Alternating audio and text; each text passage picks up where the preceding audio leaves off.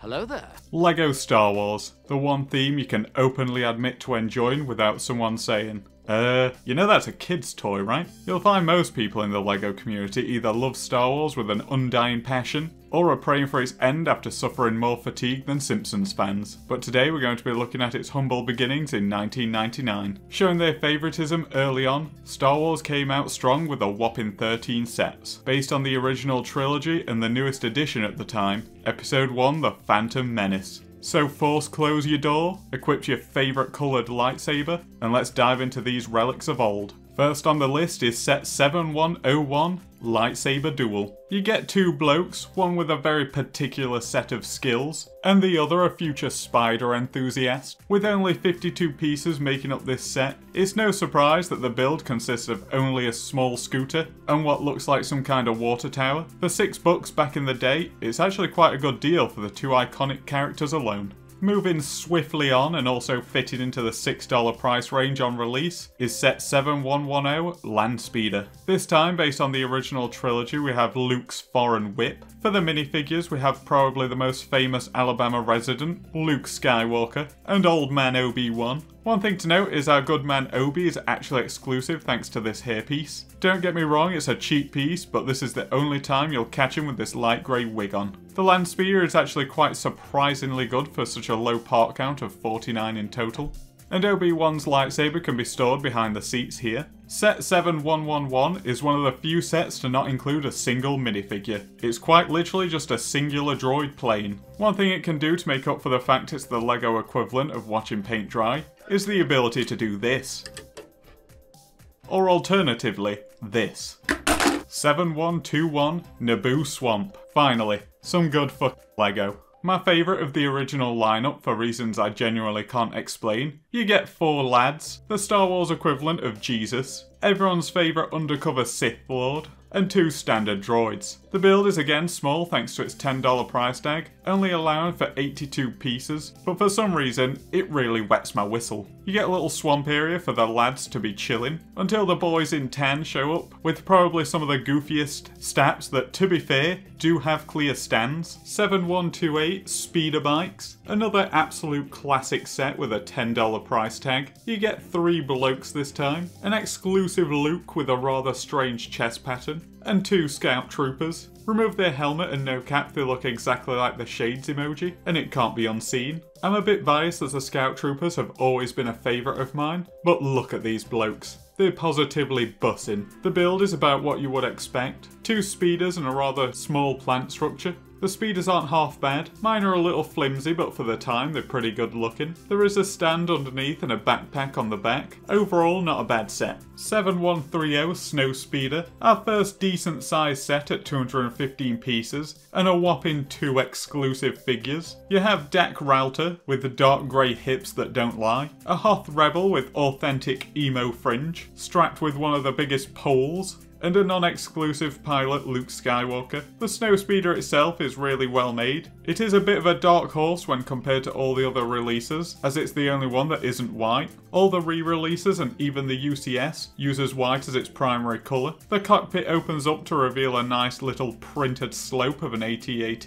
A bit of a main character favouritism is at work here. As you'll see, Luke gets a nice comfy interior, while Dak has to go into this cramped space back here like Harry Potter under the stairs. You do have what's supposed to be a hook shop, but instead it's just a standard gun. It's also worth noting you do get a little outpost turret that can rotate. 7131. Now this is pod racing. You get 3 figures, one being 10-year-old Anakin who can stand shoulder to shoulder with fully grown men. Padme going through an interesting phase. FBI, open up! And a poor pit droid doing his best. I've always found the pod racers to be rather ugly. As we all know in the movies, these pods are basically 2 engines rigged up to a small cockpit and held on by nothing more than a couple of cables and duct tape. But LEGO decided rather than using clear bricks to link it all together, they'll just slap some tan coloured bricks in and call it a day, leaving you with a kind of T-shaped pod. It's a bit of a shame as the rest of the build is actually rather nice. It's super colourful and you have trans orange shafts to represent the energy beams through the middle. But overall I'd say this set is mid at best.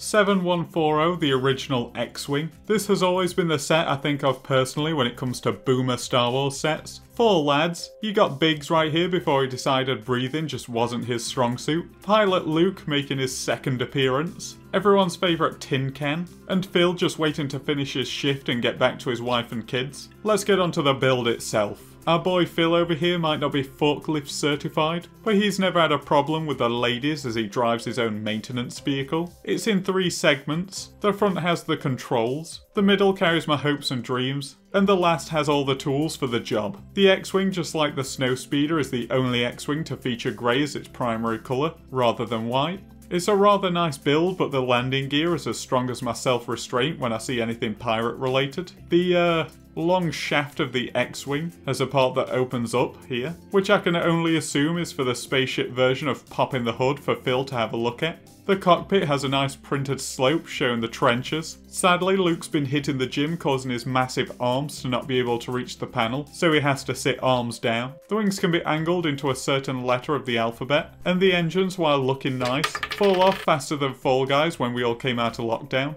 You get a neat little storage area on the back for Luke's lightsaber, and R2 sits on these 2 jumper plates but he's not fully enclosed, so it looks kinda strange from the top down. 7141 Naboo Fighter. Come immortalised that time a 10-year-old kid helped game end Lord knows how many lives during the Battle of Naboo in LEGO. You get 4 figures, Anakin again with fully grown legs making him extremely unsettling. Your standard R2 just like the set before, and 2 droids with goofy ass guns. There isn't much to this build, it's beautifully coloured and one of the more accurate sets of the lineup. R2 is actually encased in the back this time and the cockpit is wide enough for authentic sit-in action. You get a nice printed slope for the controls and whatever this thing's supposed to be. It's worth noting it does in fact open up. So 10 out of 10, actual best set of the 1999 releases. Set 7150, TIE Fighter and Y-Wing. You get 3 figures, the classic Darth Vader with authentic burnt-ass face, Gold Leader John Vander who went the same way as Biggs, and a different astromech this time, R5-D4. It's just R2 but red. Taking a look at the build itself, you have the best spaceship in Star Wars universe, the Y-Wing.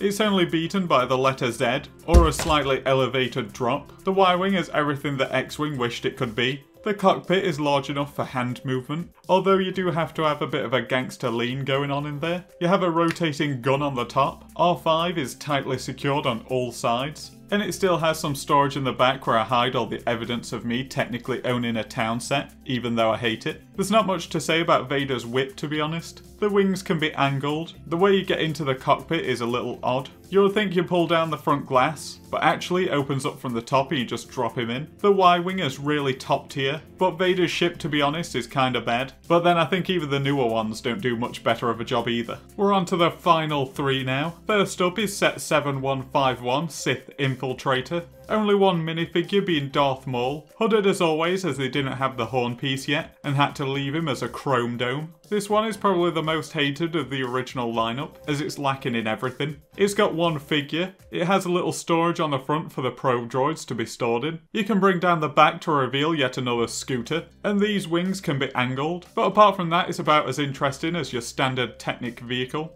It's worth noting a lot of these sets do have alternate builds, and while I would buy all these sets again unboxed just to have them displayed alongside, I doubt my marriage could take it. 7161 Gungan Sub. This blue Dorito comes with 3 of the finest boys around. Qui-Gon Jinn, Jar Jar Binks, and an exclusive high ground connoisseur. 379 pieces. You get a little side piece with a manta ray. The main build has a surprising amount of printed parts. From the transparent shields to the center cargo holders, this sturdy sub is a bit of a gem. The cockpits have nothing interesting in them really. The side ones have a printed control panel, but the main one has nothing. Also, Obi-Wan struggles to sit in properly thanks to his drip getting in the way. If we open the top, you get these 2 pieces here that at first I had no idea what they were for, thanks to me being as sharp as a bowling ball. But after some important research, I found that the front of the sub comes off to reveal some pins, and voila, a piece of crap. Deadass, I'm gonna say with chest, this is pointless AF, and only makes the sub worse, but I guess it's still a feature.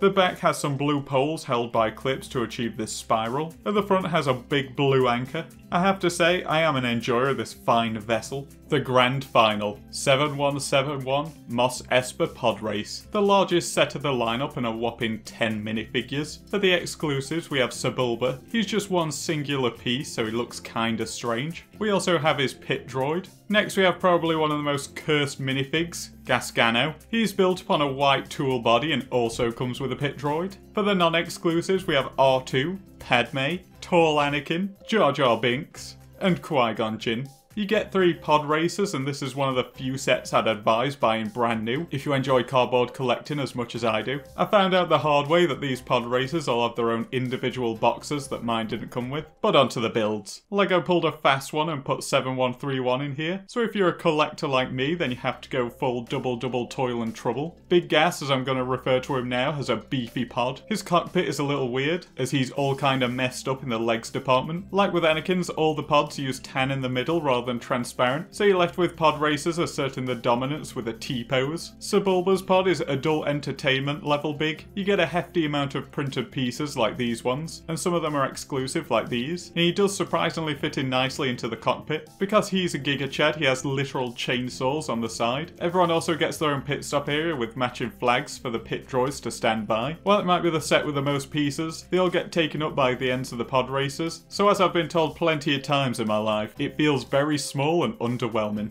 Don't forget to subscribe, we're almost at 7k already. I hope you enjoyed this look into the origins of LEGO Star Wars. I've got a week off work, so on G, I'll be uploading on time this Sunday. Take care, fellas.